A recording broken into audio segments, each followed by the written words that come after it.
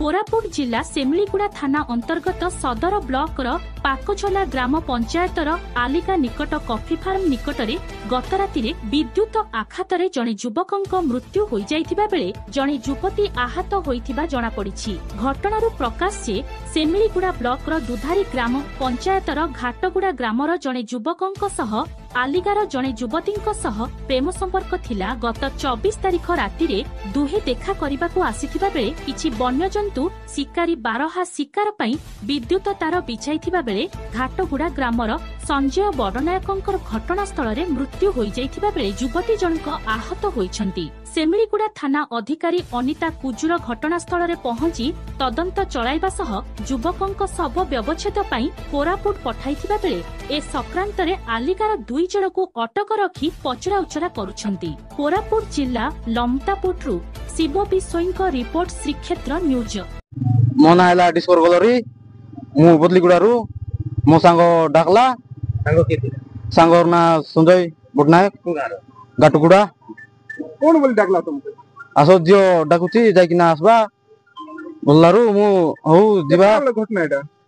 एटा तो आमे आइलु 8टा रे 8टा रो आइलारू से मते इटी ता कहला तापरे से पळे आइला तापरे मु सिटी गोटे घंटाटी जागली तापरे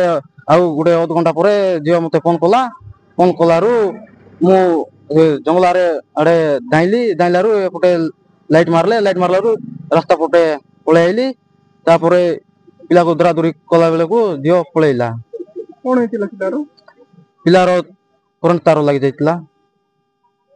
को पागरे सेटा दियाली गां मो गोटे बोले मो भाई थिले एक्चुअली आमे किछि जानि नथिलु मो भाई के डाकिले कोन मो भाई को न्याय मिलु आमे एति कि चाहूछु। कोन हेछि घटनाटा मो भाई को कोन हेछि आमे भी तो किछि जानि ना आज्ञा आमे जति जानुछु सेति कहि मु एति मो अनुरोध करूछि मो भाई को किए गोटे डाकी कि ना मो भाई को एटी डाकी थिले सेति काली आमे जानिछु आ मु तो एति कि मु किछि जानिनी एटी आसला पर तो मु जानिले एति किंतु जो मैंने भी डाकिले जियो भी पुओ भी डाकिले मो भाई को सेति न्याय मिलू एटी जो मैंने भी कौन करथिले